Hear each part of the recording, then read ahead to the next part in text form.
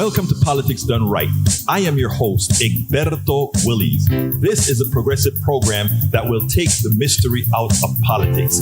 This is the program that will encourage you to make sure government becomes we the people. Whether you are liberal, progressive, conservative, or otherwise, you get to air your point of view. We are an independent media outlet that, unlike mainstream media beholden to corporations, we only owe allegiance to you.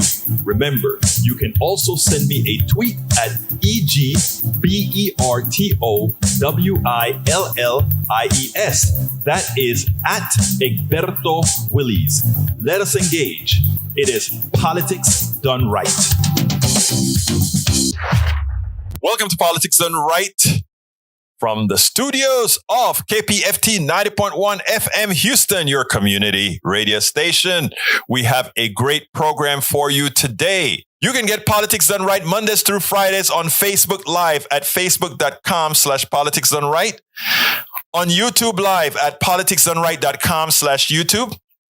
Please do not forget to follow me on Twitter for updates. My handle is at Egberto Willies, at EGBERTOWILLIES. Before you get started, please remember to keep your community radio station in your minds, KPFT in your minds. Talk about it. Tell your friends about it. Tell them you know about this station in town, 90.1 FM Houston, that needs your support, that is there to provide that nourishment that we need.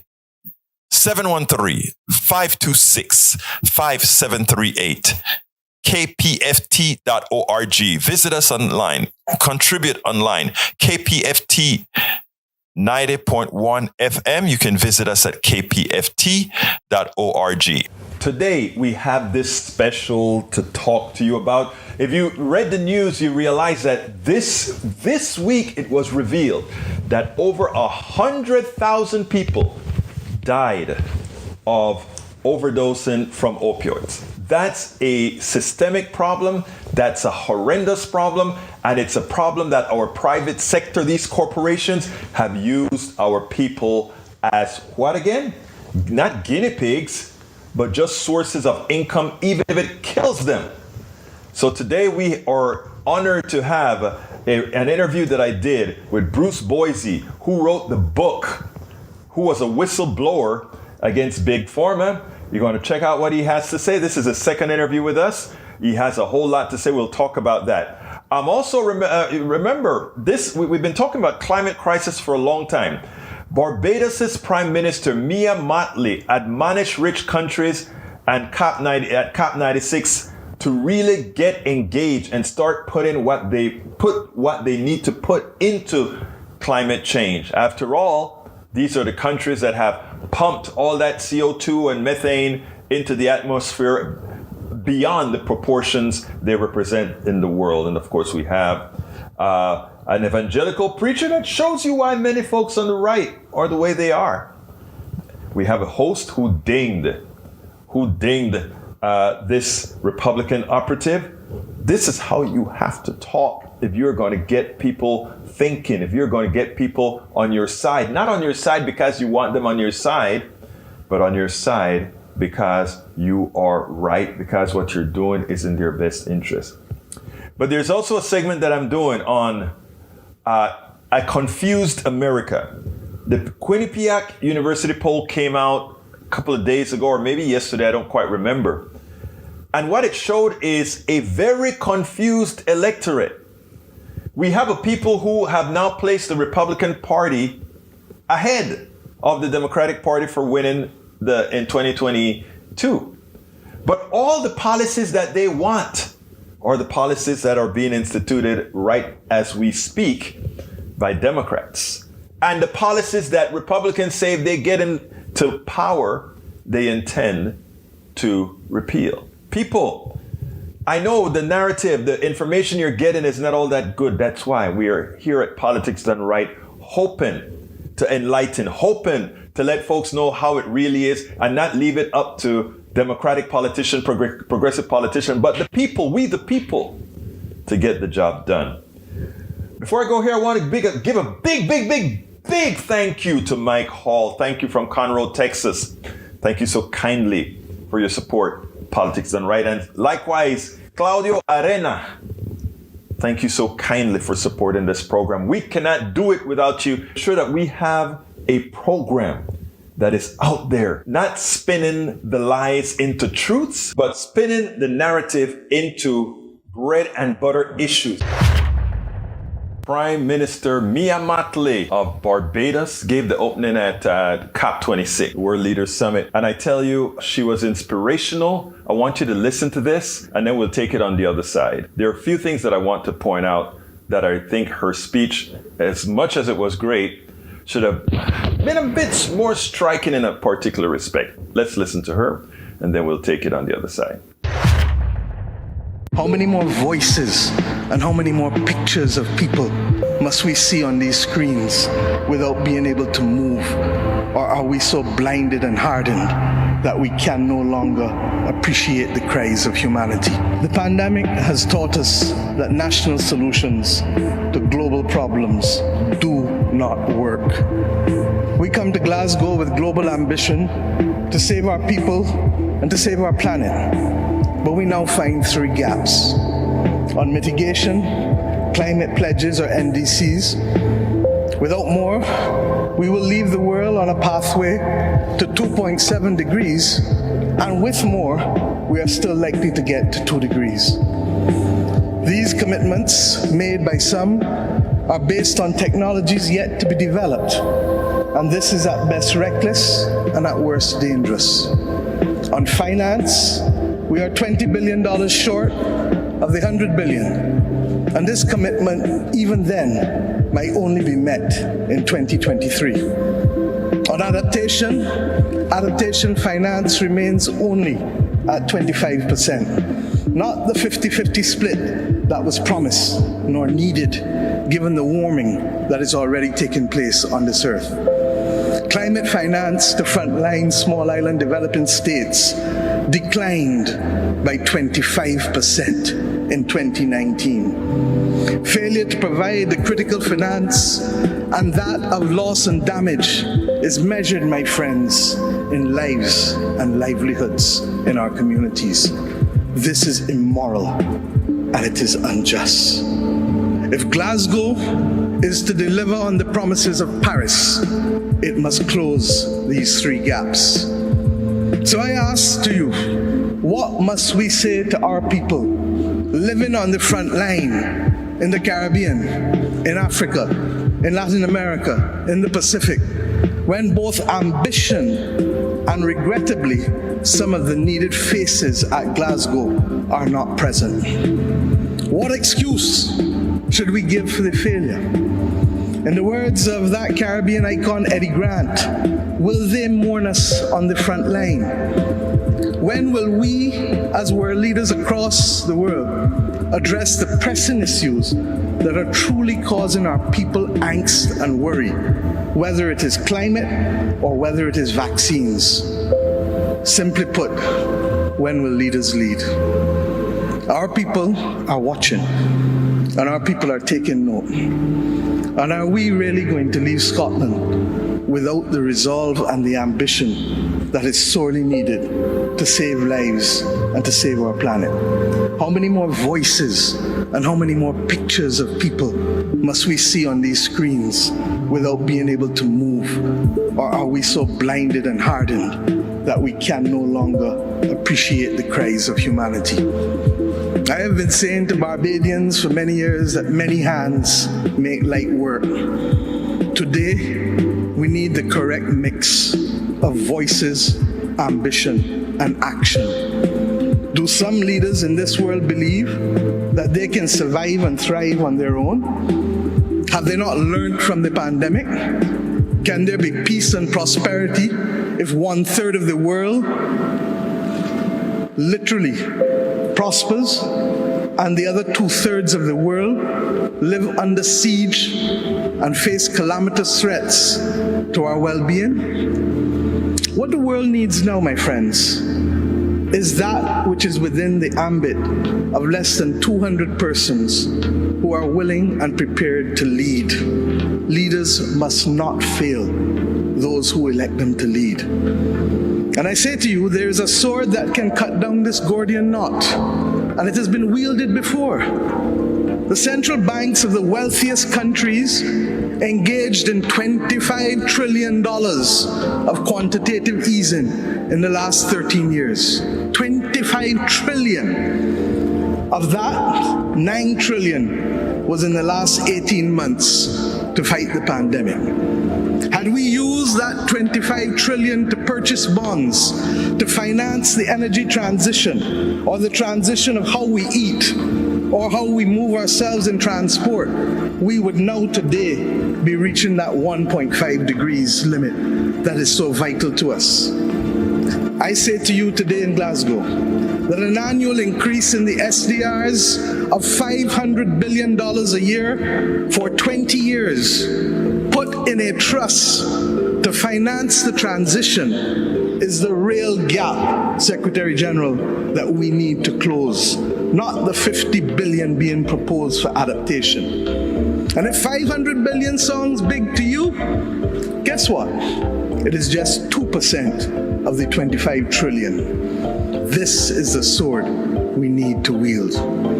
Our excitement 1 hour into this event is far less than it was 6 months ago leading up to this event. Can we, with those voices and these speeches from Sir David and others, find it within ourselves to get the resolve to bring Glasgow back on track? Or do we leave today believing that it was a failure before it starts? Our world, my friends, stands at a fork in the road. One no less significant than when the United Nations was formed in 1945. But then, the majority of our countries here did not exist. We exist now. The difference is we want to exist 100 years from now. And if our existence is to mean anything, then we must act in the interest of all of our people who are dependent on us. And if we don't, we will allow the path of greed and selfishness to sow the seeds of our common destruction. The leaders of today, not 2030, not 2050, must make this choice. It is in our hands. And our people and our planet need it more than ever. We can work with who is ready to go because the train is ready to leave. And those who are not yet ready, we need to continue to ring circle and to remind them that their people, not our people, but their citizens, need them to get on board as soon as possible. Code red to the G7 countries. Code red to the G20. Earth to COP, that's what it said. Earth to COP. For those who have eyes to see, for those who have ears to listen, and for those who have a heart to feel, 1.5 is what we need to survive. 2 degrees, yes, SG, is a death sentence for the people of Antigua and Barbuda, for the people of the Maldives, for the people of Dominica and Fiji, for the people of Kenya and Mozambique, and yes, for the people of Samoa and Barbados.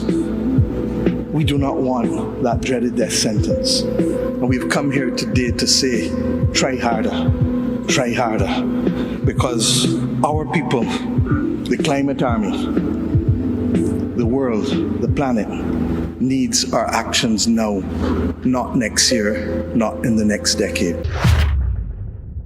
Now, she pointed out all the other factors, the amount of monies that the wealthy countries should put in, etc., etc., etc. But I think there's an amount of blame that she refused to put into that speech, and let's talk about them. The wealthy countries, the Western countries of the world, how did they get wealthy? And why is it that we should demand that they do the most to handle this climate crisis? Numero uno, what is a major culprit of the climate crisis right now? CO2 in the atmosphere. The riches of the G7, the riches of the G20 came about because of the amount of pollution that they threw into the air for their profits that went straight to those particular G7, G20 countries, etc. They also have been very extractive throughout the third world countries, the so-called third world countries, whether it be bauxite, iron, diamonds, oil, whatever. So these other countries fed into the wealthier countries that were responsible for the vast majority of the pollution that we have right now going into the air. So when she talks about the commitment that we should have from these wealthy countries, it's not only a commitment that it should be a demand, and these other countries should feel a responsibility that because of their doings, we may have Barbados underwater, we may have Samoa underwater, etc., etc., etc. So I think the third world countries, it's time now, while they may not have military power, they have people power and other types of power. It is time for them to demand that the wealthy countries do their part, which is most to take care of our environmental crisis, to take care of this climate crisis. All right, folks, let's go ahead and go to the Quinnipiac Poll. Let me put that on the screen for you. All right, this is what got to me, okay? More prefer, this is the outcome of the latest Quinnipiac Poll. More prefer Republicans to win control of the House and the Senate. Quinnipiac University National Poll. 68% say higher prices are changing spending habits. I want to read some of this to you because this is fascinating. With Election Day in the interview mirror and both political parties setting their sights on the 2022 midterms, plurality of Americans say to this election they want to support Republican Party control of both the House and the Senate. That's what they want. That is what they want. Americans say 46 to 38%. An 8-point differential. And by the way, the Republicans already have a 6 to 7 point margin. In other words, they can lose the popular vote by 6 to 7% and still win the House because of gerrymandering. Okay? So we're talking about a swing of about 15 or 16 points. That is a landslide in the House if that were to occur. Okay? For the Republicans. But I want to show you, the title of the show today was, Are Americans Confused? To which I have to say, yes. And why do I say that? Remember, they said, I want to read the part that says, Americans, says 46 to 40%, they would like to see Republican Party in control. Among registered voters, 46 to 41% say they would like to see Republican control the Senate. Okay. Among Republicans, 61% say they would be more likely to vote for a candidate who strongly embraces former President Trump. 61%. Wow. That's of Republicans, okay? In an open-ended question allowing for any answer, Americans were asked what they thought was the most important problems facing the country. And here are the answers in the order. Division and polarization. I love that they consider that a very big problem. The second one, 10% says the economy, 8% says immigration, 8% says inflation. American asked which party would be best in handling the problem mentioned. The plurality, 46% say Republicans. Okay, I want you guys to understand this. They say Republicans. All right. A slight majority of Americans, 52%, say the Democratic Party has moved too far to the left. 6% say it has moved too far to the right. And 34% says it hasn't moved too far in either direction. A plurality, 43% say the Republican Party hasn't moved too far in either direction. 35% say it's moved too far to the right. 13% says it moved too far to the left. So that is bad for Republicans in that 35% says it moved too far to the right, while when it comes to the people who said it's moved to the left, it's not that much. I think it was for the Democrats. It was it wasn't that much. But anyhow, in President Biden, Americans give President Biden a negative 36 to 53% job rating. That's amazing. In today's results, Republicans disapprove 94-4, Democrats approve 87-7, Independents disapprove 56-29. Again, that is not what freaked me out, however. A majority, listen to what freaks me out about this poll, to show if Americans are confused or not. And again, numbers, you guys know the only thing I believe in is numbers. Only things I believe in are numbers. A majority, 57 to 37%, support the roughly $1 trillion spending bill to improve the nation's roads, bridges, broadband, and other infrastructure projects. It's a dip since October, but it's still, which it was at 62%, a 5-point dip, but it's still not a plurality, a majority. But it gets even better. A majority, 58% to 38%, supports the roughly $2 trillion spending bill on social programs such as child care, education, family tax breaks, and expanding Medicare for seniors. Let's stop right there. Vamos a parar ahorita mismo, ahí mismo. That tells me, 1, Americans are very confused. 2, Americans are very uninformed. And 3, Democrats better get their butts off and start fighting with fire with fire. What am I saying here? Check this out.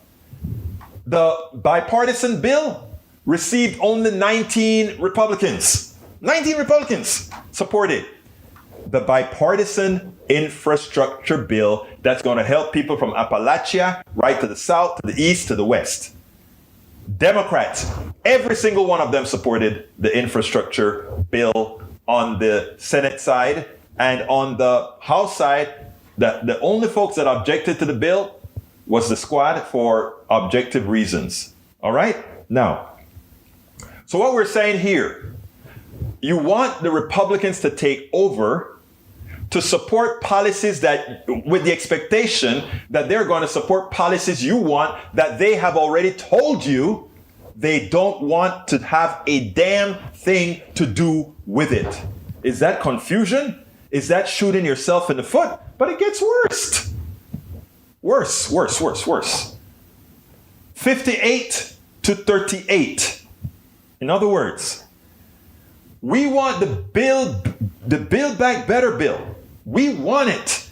We want those kids taken care of. We want Medicare expanded. We want all those things that Republicans say they are against. We don't only want it, we want it by a large majority. And we think that after this bill passes in 2022, we are going to elect Republicans who are somehow now going to support these bills that they completely disagree with, that they call socialism. You want the policies in these bills. According to the poll, look, these are the same people being polled.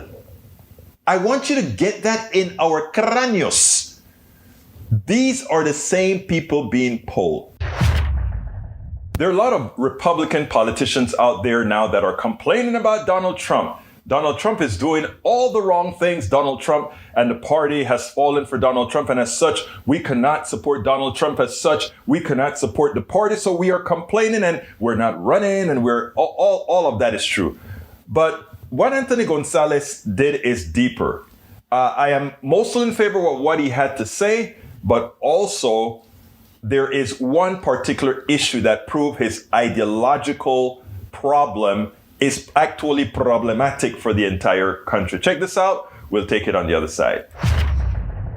There are hopefully Republican voters and maybe even some Republican leaders watching you right now. What is your message to them? Two things. One, keep the faith. This country's been through a lot. We've fought through it, and we've persevered. As much as I despise almost every policy of the Biden administration. The country can survive a round of bad policy. The country can't survive torching the Constitution. We have to hold fast to the Constitution. That needs to be the bedrock upon which we build our party and our movement. We have to be a party of ideas. We have to be a party of truth. The cold, hard truth is Donald Trump led us into a ditch on January 6th. The former president lied to us. He lied to every one of us. And in doing so, he cost us the House, the Senate, and the White House. I see fundamentally a person who shouldn't be able to hold office again because of what he did around January 6th. But I also see somebody who's an enormous political loser. And I don't know why anybody who wants to win elections going forward would follow that.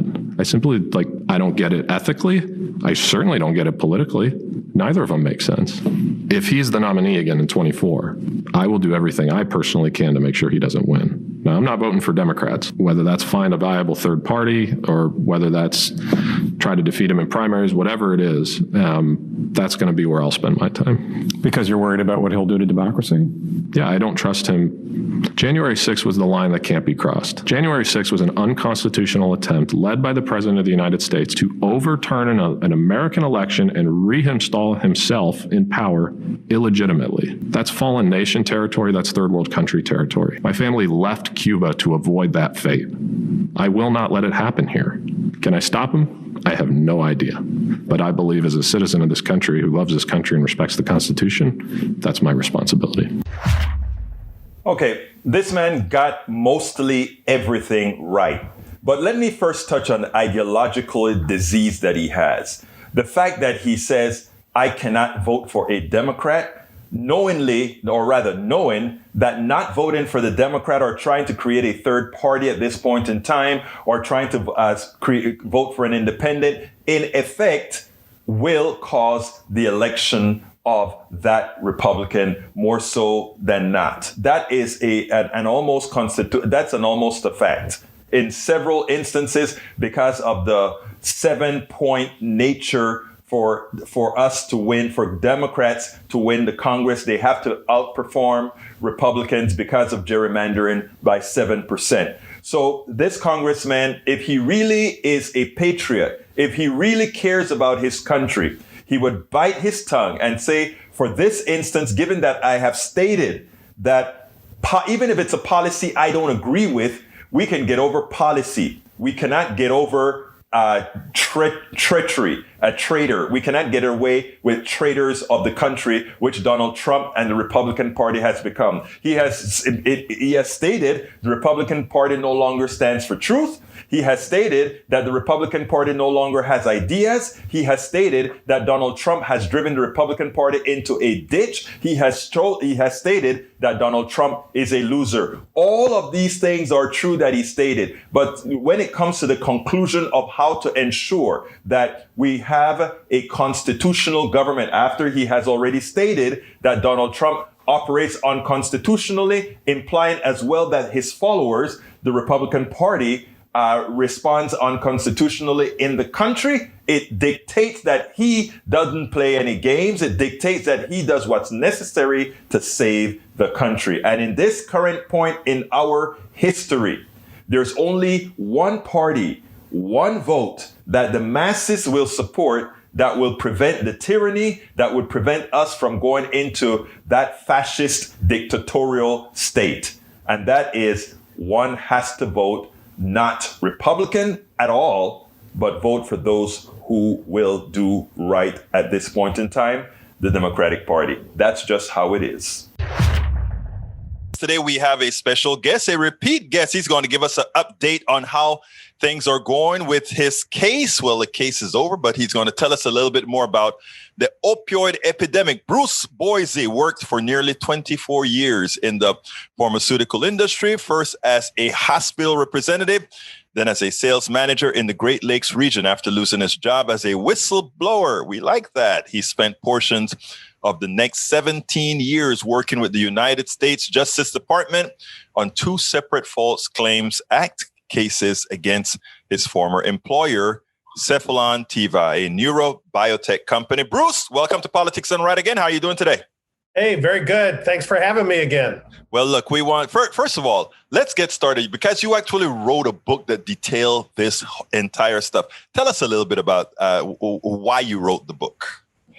I wrote the book. Well, first of all, my lead counsel, Peter Chatfield, wanted me to write the book for like 10 years before. Mm-hmm. And he said, you really have to write the book. You got to tell the story of what went on and how you persevered and what occurred, but you were successful, and that's important. And so he said, you really want to write a book about what a whistleblower would be, what it is, sort of the inside scoop of that, and also to talk about how the opioid crisis came about.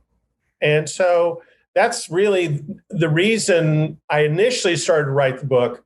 But now, as the book's been out, I'm doing so much in patient advocacy and involved. There's so much to be involved in to help in the opioid crisis, as little as I can, as much work as I can put into it to help in, like, for example, just getting the information out to even local addiction centers and national. I talk in a national level as well. To Fed Up and to other national organizations. So that's sort of what my role is now. But as it started with Peter's suggestion was to get the book out for describing a whistleblower. So your book pretty much explains to folks, hey, you can be a whistleblower. It's an important thing to do that, but recognize that there are some repercussions for doing that. Yeah. But, you know, many times it's a moral thing, and absent you doing it, the same crap goes on and on and on. And I'll tell you, Alberto, this is sort of you have careers and then you have like life careers, like where you wind up working for somebody and you do this job and you make money and you get through life. This has been a change for me where it's been a real cause, a real need area that I see where more people need to join to help. And so that's what it's become now for me, that I'm pretty involved in it most of the time. Bruce, when your guy contacted me, I said, you know what? He said, he kind of said something similar to that. And my thing was like, I know exactly how you feel. Because you went from being this executive at this company to now you've changed profession. You're an advocate. You're a consumer advocate. You wrote a book to tell folks how, same thing I went through from having a software company to being an advocate for progressive issues. So, I mean, many times people don't understand the change and the change itself, how not only difficult, but rewarding. Because yes. I know that right now. Tell me about how rewarding this is to you, that you just know you're actually helping people to make a better life for themselves. Oh my gosh. Probably the most significant thing that comes out of it is that, I do my daily activity. Like I'm down in the Key West area now, visiting friends. And I went out to dinner and the manager of the restaurant, hey, we haven't seen you in a long time. What have you been doing? And I said, I wrote a book. And they said, wrote a book. And most people didn't know that I was involved in the opioid crisis and I was involved in cases and wore a wire and all that stuff, because you don't talk about that. Right. And so I go, well, it's like now I'm really busy with patient advocacy and things like that. And he turned around and he said, I'd love to get one of your books. And I said, well, I think I got one I'm driving. I got one in the truck. And I said, I got one I'll just give you one. He said, okay. So he's at the podium where he's supposed to be for the manager running a restaurant. He's reading it. He comes over and he goes, I lost a relative, 23 years old, athletic injury, on fentanyl, got addicted, finally overdosed. And you hear those stories all the time. That when you start talking about what you're doing now, and it just rolls into this, they tell you about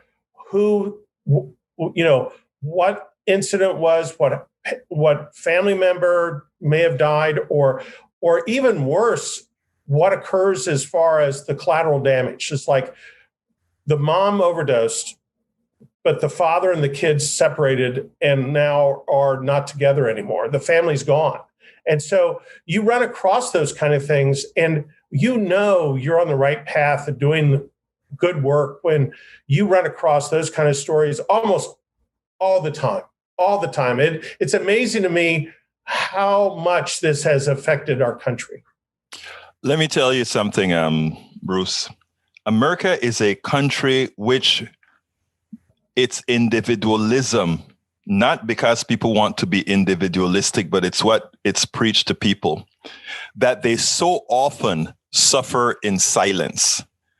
We have a culture that suffers in silence. And books like yours and the work that you do tell people it is okay to open up. I have relatives right now, family members right now, who I know have particular health issues, etc., and they would rather deal with a whole lot on their own as opposed to saying, you know what, if you just get help here, things can be so much better, not only for you, but for the family in general. So what you're doing is important work. I so believe that, and for you too, because as you're having me on, it helps me get the message out. And that's good stuff that you're doing so that, and all it is, like somebody goes into a doctor's office and they don't want to tell the doctor what's going on, but they've got an idea, but they won't ask the question. Ask the question, write the questions down, ask the question.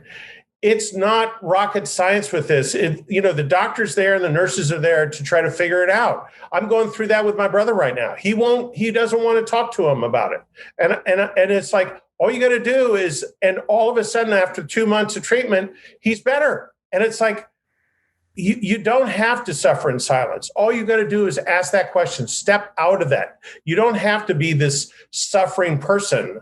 You can resolve it. And so it's true. And that's that optimistic view I have in life. That's also true with the opioid crisis. We dare not lose our focus in all these other issues that we have. Now, the pandemic is horrible. I get it. And 500,000 people have died. And it's bad. But you also can't stop a virus. And you can pay attention to cardiovascular disease, oncology issues, and do your pre-medical work so that those workups, so that patients don't get caught with stage 4 cancer. They catch it earlier, right? And those are the questions. Those are the simple questions to get people to do. That's the patient advocacy part of it.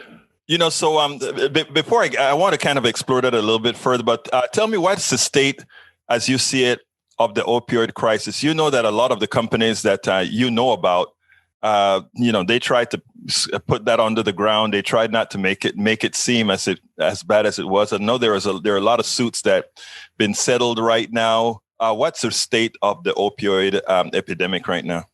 I think it breaks down into a couple different parts, right? So one, you got the pharmaceutical industry and their role in how they off-labeled the opioid products, whether that's a fentanyl product or whether that was OxyContin. Those folks have been fined, and they've moved on because they sign off that no one can come back after them. Mm-hmm. And some of the fines are substantial, and they're finally getting to that. Also, the distributors. So they've gone after the distributors. So big drug company distributors have been fined as well. Also, there are consultants. So pharmaceutical management consultant, Kinsey is the one that's been fined $573 million. They were doing the consulting and marketing for OxyContin and Purdue. Those are all in place and those are moving along. The issue with that is that we cannot just forget about that they did that, because greed leads to fraud, leads to patient death. You have to still be an advocate and still pay attention to what's going on, not only with pharmaceutical companies, but also the FDA. Now, so in effect, do you feel like between the government and these pharmaceutical companies, you think that the resolution is fair, or, it's always hard to think that, well, the resolution with the corporation is fair, but what's your thoughts on that? I know they're being hammered pretty hard right now. The trouble is that I've been on that side of it where I'm the plaintiff and they're the defendant. And I'll just say this, their defense is a militant defense. In other words, they're not giving anybody up. They're not giving anybody's up. And so you've got to be able to keep track of what goes on. And if let's say a company X winds up having an opioid they want to get to market, well, just don't let them go to market and start all over again with another opioid just to solve their bottom line. Pay attention to it as an advocate, with different people, like, for example, PROP, physicians for responsible opioid prescribing, those folks that are involved in that, to still be involved in that and still keep track of that, because there's one aspect of that. And then the other is that, we got drugs coming in that are so cheap, the fentanyl product or any of that they add to, whatever's on the street, which is another issue by itself, right? You almost get addicted by a prescription, like the one kid that had a sports industry injury, and then he winds up having a fentanyl product. Then all of a sudden he gets addicted. Well, that kind of situation can occur, but it's not as relevant. Maybe it's still relevant, but right. You have so much coming into the country as a fentanyl product. And in fact, methamphetamine is a big issue now coming into the East Coast areas. So you get those. That's why I said there's sort of two different divergent issues coming on now. But you still can't take your eye off the ball with it. You still have to be cognizant of what goes on, and people, bad people do bad things. So. All right. Two more questions. The first one I'm asking you, and the first one is actually you. But so be thinking about the last one, which is, what didn't I ask you that I wanted to ask, that you wanted me to ask you? But we're going to hold off on that one. I just want you to think about that in the background, because I remember the last time. But anyhow, let's go. Let's go ahead and say, with after writing this book, you've changed your life. You're now doing a lot of what I call altruistic things that are helping people. Give me some specifics as far as what you're going to be doing, not only what you've done, what you're going to be doing going forward. What I want to do is show people that if more of us take interests in these types of things, there's so many people that want to do other things, but are so scared to say, I am going to break from this and I'm going to start doing this altruistic thing that I've always wanted to do. And the opportunity is there. Take it. Go ahead. One of the fascinating things is the speaking engagements, or the things that I do that you set off to say, I'm going to promote the book. But what you get into is you get into different speaking engagements that really they have something to do with the book, but really what it ends up doing is that you're either educating or you're doing patient advocacy. And it's so rewarding. I'm telling you, it is so rewarding. There's a high school teacher where I live that said, it'd be great if you came in and spoke to the staff and then had a session that you'd speak to the students. And I'm going to be doing that. And then there's also speaking engagement with a local addiction center.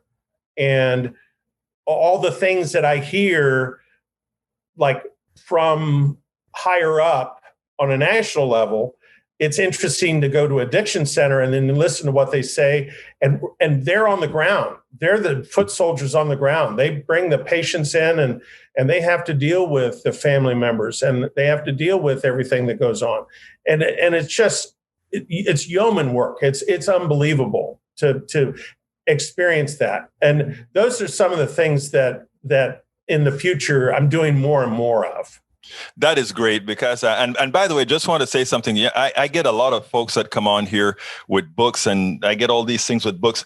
let me just say, the only time I go off with these books is people that you can actually see that is what they're doing. In your stuff here, you can see that this is something you care about, and you're just not plugging a book. You know, there are some people that are just plugging a book, and there are some people that are actually making a material difference in society, and I consider you one of those. Oh, thank you. Anyhow, latter question. Yes. What didn't I ask you that you wanted me to ask you?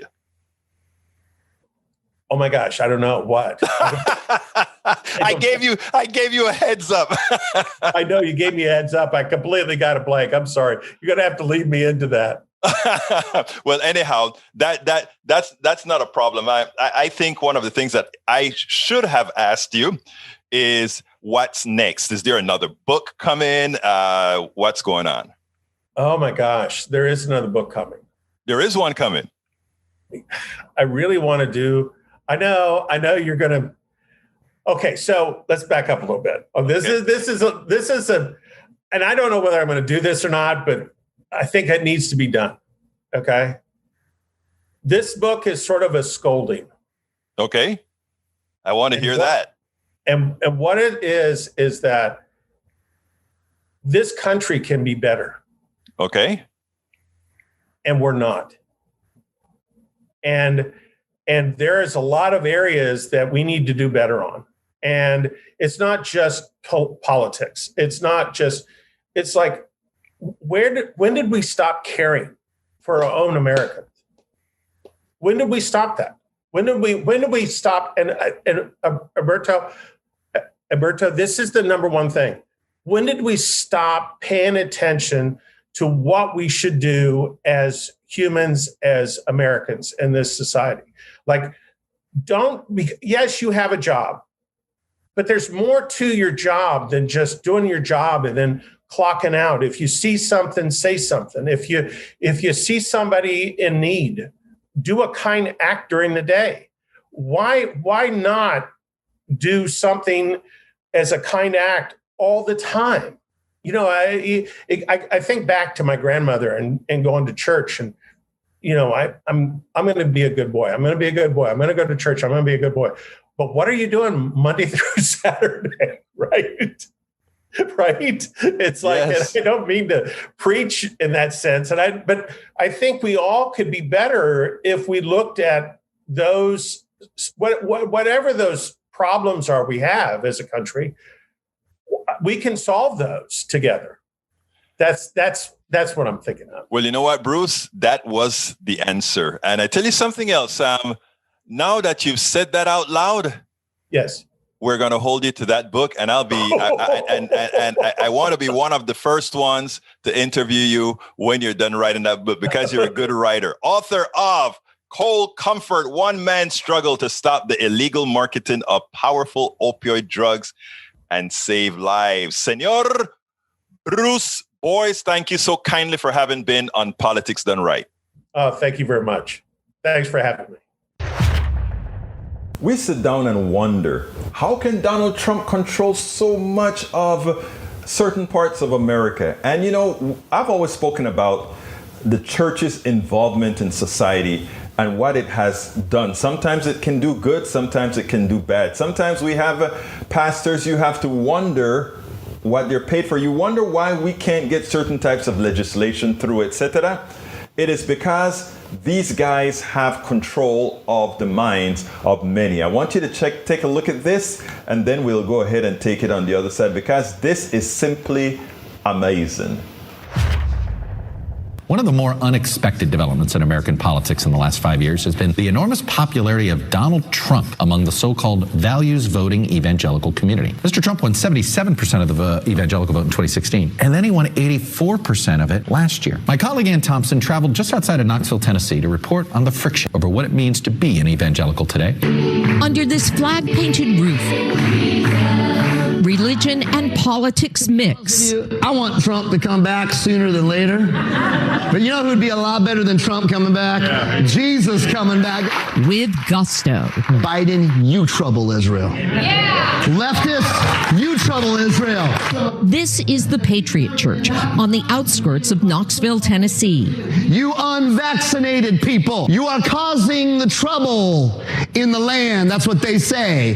Founded by Pastor Ken Peters. And that's what this nation was founded on, predominantly Christian values by predominantly Christian people. We just want to keep that in play. We just want to keep our roots alive and not let this reconstruction, this tearing up of our nation's roots and a new set of values is being pushed on us. It literally is. So whose values are being pushed on you? These are leftist worldly values. They can't stand Christian culture. Why? Because we believe marriage is between a man and a woman. We believe that there are only two genders. We believe that life in the womb is actually human life, and they're murdering human life for money. He's not afraid to take sides and thinks God does too.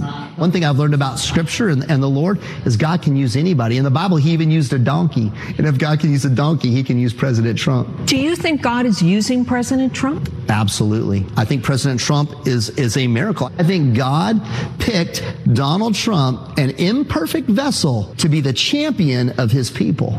That intertwining of patriotism, politics, and religion is attracting a devoted following. When you're in a culture where everybody's trying to silence you, it's great to be able to share how you really feel with people who feel the same way. Or just checking it out. Actually saw it on CNN, and if they say something bad about it, it might be good. Peters leading one side of the battle for the soul of the evangelical church. Some of the evangelical church, I think, is soft. I think they're cowardly, and they're trying to ride the fence between the left and the right. And so that's kind of where the divide is. Here in the heart of the Bible Belt. I would say, as a person of faith who's been around church all my life, that the Bible Belt is unbuckling. Across town, Pastor Phil Nordstrom leads the Life Church. What do you mean that the Bible Belt is unbuckling? The branding of Christianity has suffered. I think that our association with political extremism has especially turned off a younger generation toward evangelicalism. So one of the challenges we face right now is, who are we? What does it mean to be an evangelical? Nordstrom is decidedly old school, a pro-life pastor pointedly staying away from partisan politics on Sunday. The funny thing is, I'm probably personally pretty conservative, so I don't come across as like I'm a liberal evangelical, but people get the spirit, get the feeling pretty quick that we're a pretty inclusive church, that everyone's welcome, that we're trying to not fight the culture wars from the pulpit. Can you believe that? Number one, Donald Trump was sent by God. God uses imperfect vessels. Wow. What an imperfect vessel he used this time. But I mean, the pastor that came afterwards was more circumspect, and he called the reality. The Bible Belt is unbuckling. What he didn't talk about is, why is the Bible Belt unbuckling? And that goes a lot into not only the financial angst of people, but that continuous message of the other trying to take what is yours. I think progressives have a hell of an opportunity here that I think too often we leave alone. And I'm telling you this from experience in talking to people of different ideologies. We many times, because we know that the policies we support, because we know that the types of things we support are what most people ultimately want if you strip ideology from it, we don't approach these people with enough, what is the word that I want to say? It's not empathy, because that we have. We don't give them a chance to drive to us, as opposed to telling them to come to us, in my opinion. I would be interested to see what you guys think about that. But if you look at the power that these preachers have on the people, we could break the preachers, and in breaking the preachers, get to the people.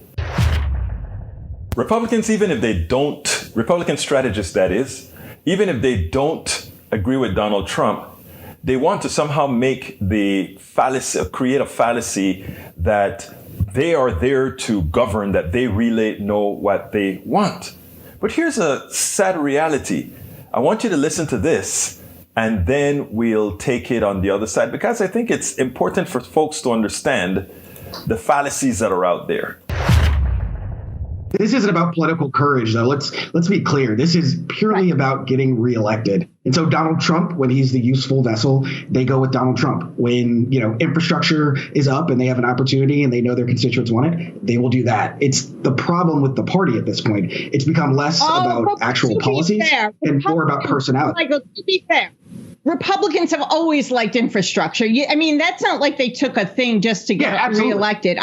It's been infrastructure week for 4 years during Trump. They couldn't get it done. Yeah. If they liked infrastructure so well, why didn't they get it done when they controlled it? He had a bigger number. And he had a bigger number. I don't know about that. Says, I believe you, but I don't know if the party actually believes that anymore. We have to stop talking about what people talk about and talk about what people do.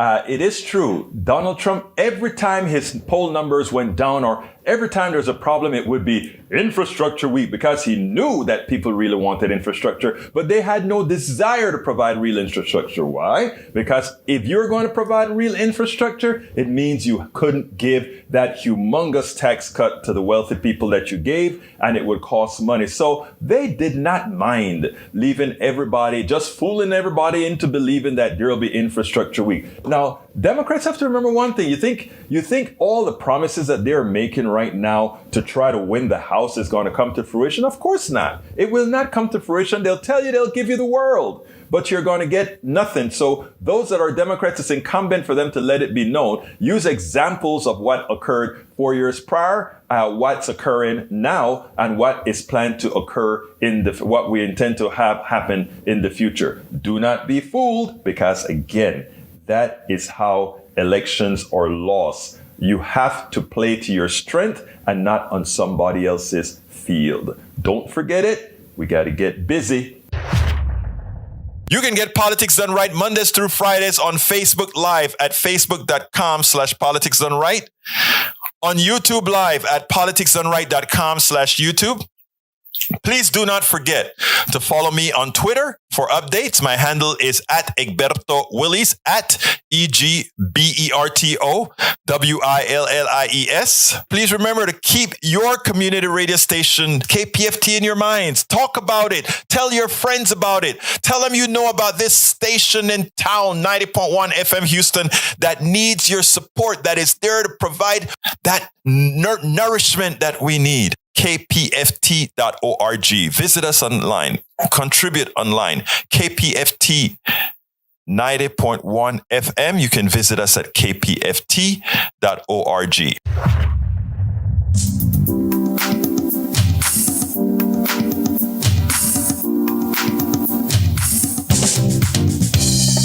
Welcome to Politics Done Right.